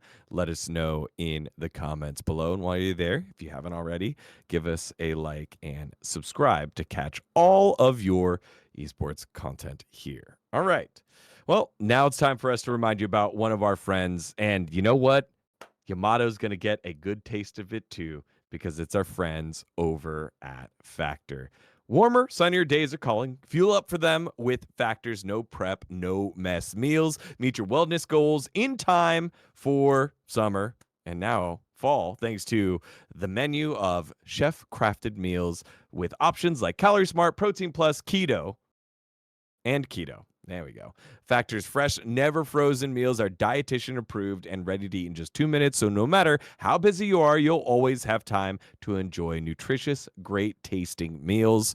Make today the day you kickstart a new healthy routine. What are you waiting for? Because with 35 different meals and over 60 add-ons to choose from every week, you'll have new flavors to explore, as well as crushing your wellness goals that month with dietitian approved meals and ingredients that you can trust. Make your day delicious from breakfast to dessert, staying fueled with easy, nutritious options. Dom, you've had them for such a long time. It's made your busy schedule super easy. Yeah, no, I love the Factor meals. Yamato's gonna eat them soon, bro. He's gonna at least try them when he's here. So I got a new shipment. I got a new shipment. It comes in today. Yeah, Tuesdays. It's always Tuesdays for me. And I mean, I've eaten them consistently for like, so I've had them on and off for like 3 years, but like mainly I've probably had them for at least 2.5 out of that 3 years, and I've been having them literally every single week for the last year plus, and it's just been it's just been such a lifesaver when I do these co-stream days, like the ones where I have like the 17 hours or whatever. People are like, why don't you cook for yourself? Yeah, bro, I'm gonna stream 10 hours, then cook for myself in like a 30-minute break, and then stream for another 8 hours. Yeah, that's what I'm feeling like doing there. So having the food that I could just go downstairs after a game, heat it up. Like the thing is, I play a 3-minute ad break. It only takes 2 minutes to warm it up. So it's perfect. It's like I go downstairs, warm up the food, bring it back up. I'm here on the stream with my food the second the ads turn off. Love it. That's right. So Because we know that some of you Giga Chads and Grunts that spend most of the day in the coal mines, yep. you know, The y'all are Siberian busy prison too. guards. That's right. Y'all are busy too. So we got you covered here with our Factor Meals helping out Power Spike. So we need you to head on over to factormeals.com/PowerSpike50 and use code PowerSpike50 to get 50% off your first box plus 20% off your next month. That's code PowerSpike50 at factormeals.com/PowerSpike50 to get 50% off your first box plus 20% off your next month while your subscription is active. And it will help you get those big boulders of delts that Yamato saw earlier when Dom was doing the zip line. Can we get that? Can we get that photo up there one more time there, Mr. Producer Light? Get those boulders on there by starting off with Factor Meals, right? You got to do the workouts while you're in the mines and do the meals, and you can do so again with our friends over at Factor Meals. There it is. Look at those mountains. That's right. Hey, it's Factor better than it Meals was fuel last that. year. That's for sure. I'm so jealous of the Factor meals, man. Like I have a homie because they have them in Sweden, and I told my homies, like, bro, you need to get on prep meals, man. It's a lifesaver. And then he shows me Factor meals. I'm like, damn, this shit is in Sweden. I'm like, Alena, we gotta move back. Like, what are we doing in Germany? Like, we gotta move back. He's just sending me pictures on Snapchat, of his meals. Like, it's so good, Yamato. Look at what I'm eating. What are you eating? It's like, I'm eating rice and chicken because I can make that and keep it in the fridge for 2 weeks. Yeah. You know what? Don't need to keep it in the fridge 2 weeks when you get your subscriptions set up with Factor. Thanks to our friends over at Factor for making it happen and powering Power Spike. All right, we haven't done this segment in a little while, but since Dom's in the mood for impressions, it's time for him to do an impression of a future teller. No, he is the future teller in this one. It is time for nostraDOMus, a fan favorite. We haven't pulled that one out in quite some time because there hasn't been, we haven't needed future telling like this because it's now a little dicey. We have 2 slots left up for the biggest event in the LoL esports calendar, maybe the biggest event in the esports calendar, here in the LCK. 4 teams, 2 slots. What does nostraDOMus have to say? Let's take a listen for our segment, nostraDOMus. All right, take it away.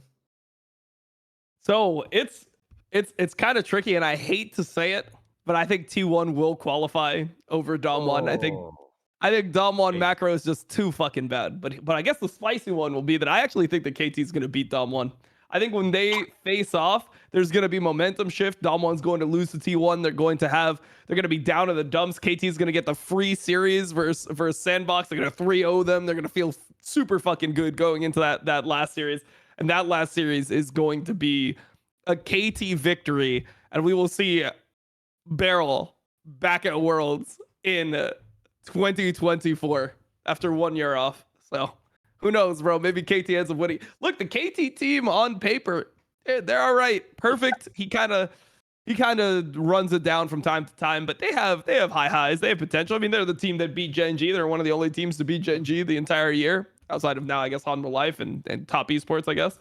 But yeah, KT, I think that they're actually going to make it. I think that what will end up happening because there'll be so much pressure on that series that we're gonna get the shriveled up versions of both teams. And Damwon, they need to be bat winging. When they are shriveled up, it is over for them. When they need to let the bat wing fucking just be completely out there in order to win, and I just don't think they'll be able to do it.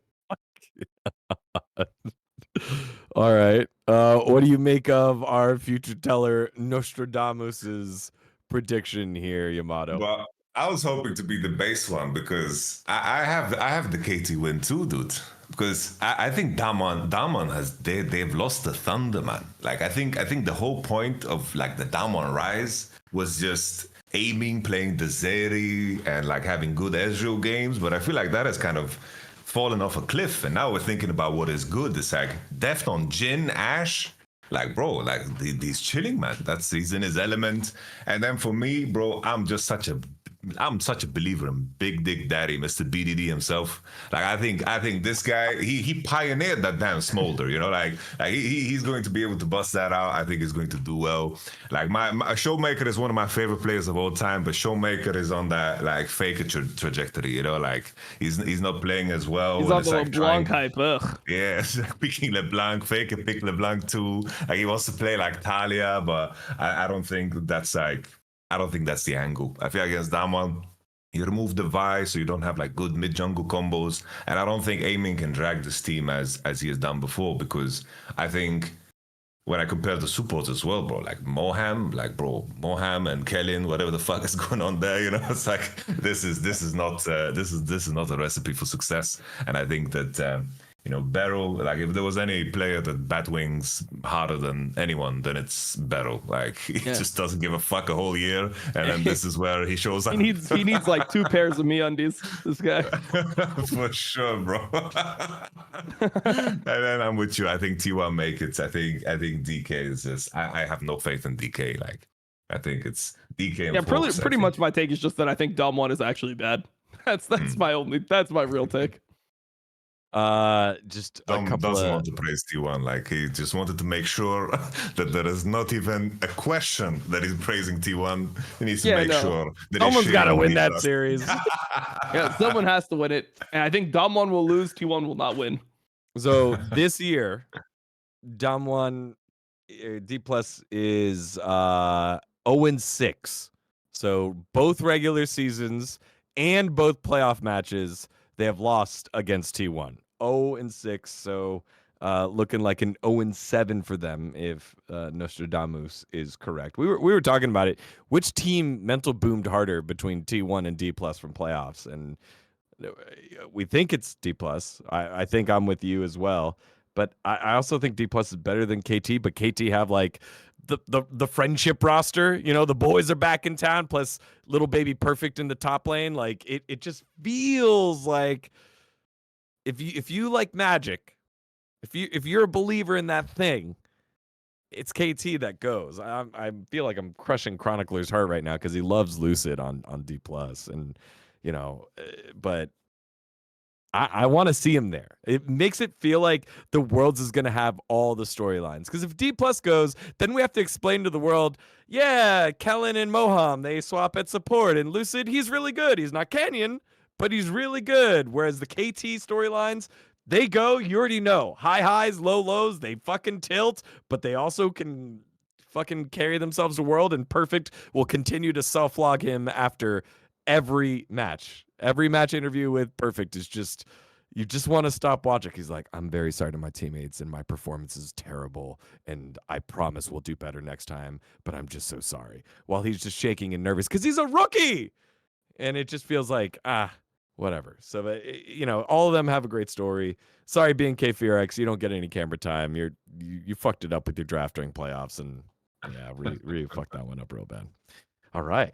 That was a nice little nostraDOMus here, bringing that back. Who do you think makes it out of the gauntlet? You got 4 teams to choose from, 3 different answers because both BNK4X and KT both can't go. Only one of them can go. The way it works, T1 plays D+. The winner of that goes to Worlds. The loser of that plays the winner of BNK4X and KT. So that's how it would work out. No one has BNK4X making it through. So there you have it. All right, y'all. I think that does it. I'm trying to look. Is there anything else? Do you, do we want to go bigger with nostraDOMus? Not really. I think that's fine. I think we're good. Sure. All Bro, right. something I can throw out there before we close out, because this one pisses me off and maybe Yeah. pisses you guys off too, is people are bringing up Chovy choking narrative. Like, for the love of God, my man won MSI and 4 LCK titles. Like, what are we saying, bro? Like, what are we saying? And it's always like the same people that are working with such a level of contradiction, because it's always like the T1 fans just coming out, you know, and Chovy's a joker, haha. T1 fans T1 fans are just happy when Chovy fails at this point. Like, because there's like, man, this guy can't start stacking more championships. Like, he can't win a worlds. Like, we can't have Faker's greatness be threatened. Like, it's okay, bro. Like, Chovy needs to do, he's got to get like 2-3 world championships and this level of dominance to start touching it. You guys relax. It's okay. You can let him win a little bit. It's fine. It's gonna be a pending conversation. I'm really excited. Excited is not the right word. I think I am very interested for your thoughts on once we hit this offseason and whenever the offseason hits for T1, because their contracts, like, they're not all up, but they have decisions to make. I think this ZOFGK Zofg roster has kind of run its course. I don't know why I hate it. I hate hearing that. Like, I just hate dude. the fans love it.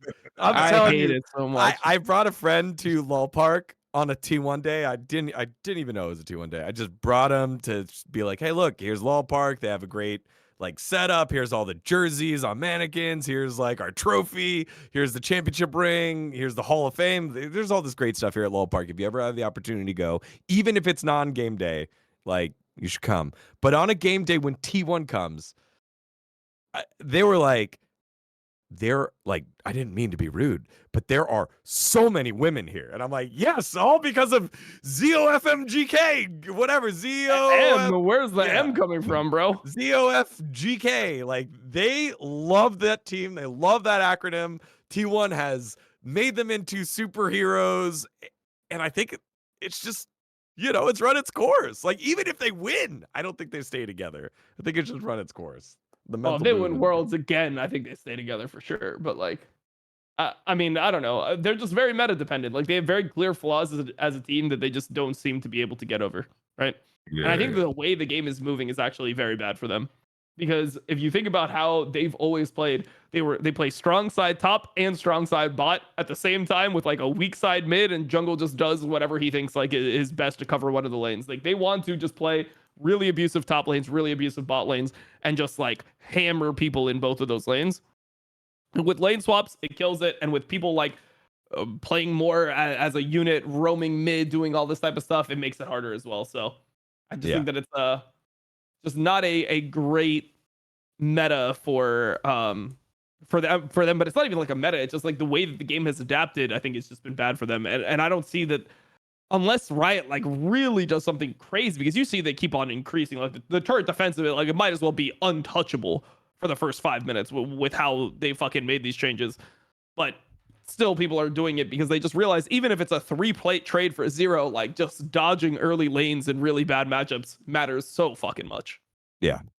And also, it's so OP for top as well, bro. Like, you share the XP, you get to keep a TP advantage. I feel like these changes are whack. But like, back to the T1 thing, as weird as it sounds, I think it's just a very poorly constructed roster if you think about what the meta is. Like, for the meta. It might sound like crazy to say, but for this year, it's like they have like players that need to be paired together with players that are capable of doing like a lot of fucking dirty work, Like Delight and Peanut is such a good core because they are like setting up the players around them for success, right? They do the dirty work, and with like mechanical T1, it's like they could do the dirty work when it was like real meta and like Faker like buying Hourglass and like Orianna second because he can like farm in the zone and bait dives and whatever the fuck, but at some point, like, the meta shifts and your support wants to be the carry of the team and your top laner wants to be the carry of the team always. It's like, it just doesn't work, It's like this, you have like these mechanical monsters. If you put them in the fights, Like when fighting was actually a lot more difficult in terms of how you manage like the landscape around Dragon, then like T1 was really fucking good. But now it's like very streamlined. It's like fight on the dig bush, contest the dig bush, pull out the objective, and turn around this mark. It's very streamlined. And I think T1, like 5 fantastic players. Really, really good players. I think like Faker, of course, is hard to watch when he's like underperforming. Like I don't know where he's going to go, like in terms of his career trajectory, but just really, really strong individual players that can definitely like in the right roster construction just be like a top 3 in their position. I think. Yeah, I don't want to bring it up yet because we could literally have this conversation next week or whenever our next episode is if they crash out and somehow it's D plus KT or D plus B and K for your X, which would be absolutely crazy. I'm gonna be next to him, and I'm gonna be all right. Scared of him. Yeah. Chat going in there. Faker can move to support, and then you can put Capobian. Well, you can't do that because you got Reckless coming up soon. Oh, I'm just kidding. Totally kidding, everyone. Relax. We'll see what happens next year when we get to there for T1. 3 matches left in the regular seasons across all esports before it's the best time of the world. It'll be Worlds time. Anthem comes out September 24th, and then the first matches roll up the 28th, the 25th, 25th. There we go. 25th. Do they have times yet for the matches? Like, have they released the times when the matches actually happen? You're getting fucked for sure. Am I getting fucked? I think 10 a.m. starts, no? Central European time is what I'm expecting. It's 10 a.m. European time? No way. Is that really what? Oh my god! I think that's my guess. That's my guess because that's what the best times are for China and Korea too. Because that's like basically. Nice. I'll spend my life. Cool. All right. Don't do that. It's no. 5 p.m. No. Oh, it's 7 p.m. or 7 a.m. for me, which is like 2 p.m. European. Oh. Wait, it's out? It's out? Yeah. Well, I mean, they have it on the fandom. I hope it's fucking correct. Okay. So I'm just 7 a.m. I can do. Oh my god, 7 a.m. I'm gonna be so unleashed, bro. I'm gonna be saying crazy shit. That doesn't sound right for China time. Why? Right? Let me see. I mean, it's like 8 p.m. China time. So yeah, then 8 p.m. China time start. I think it's fine. How many matches is it per day? 6? 5 for the Swiss? 6 max, maximum 6, so that could be like until 1 a.m. 8 to 1 a.m. That's not China time. Bad. That's honestly not that bad. Look, like, it's so crazy how they put the times. Like the times are literally like perma fucking 1 a.m., 3 a.m. for like North America. Like starting, it's like 1 to 6 a.m. And then in Asia, it's like, oh man, they might have to stay up to 1 a.m. Like fucking stay up to 1 a.m. Gamers staying up to fucking 1 a.m. to watch the games. Like, go fuck yourself. All right, I live in fucking hell. I've lost years off my life for this shit. You motherfuckers can stay up until 1 a.m. You guys stay up till 1 a.m. anyway, fucking watching porn and doing random shit. So I don't want to hear it, okay? Is what it is. You know, my prediction here is that for players, because there's no Chinese as Korean team, they're being nice to Dom. But then when group start, he's going to get just anal. Just fisted. Nice, I'm just going to get astro-fisted. Perfect. Yeah, for me at 1 a.m., I'm doing a podcast with my buds. It is 1:07 right now. And you're right. You were talking about me. My bad, dog. I'll stop complaining. All right, everyone. That will do it for this episode of Power Spike. We'll have another one. We'll just stay locked into our channels over at Last Free Nation, obviously here on Inside on Esports, but Last Free Nation across all of our socials and our YouTube, Spotify, Apple Podcasts, wherever you listen to our content, to know when our next episode's coming out, whether it's going to be after we get our couple teams in and a Worlds preview, or it'll be right before we start off at Worlds, but we will have you covered.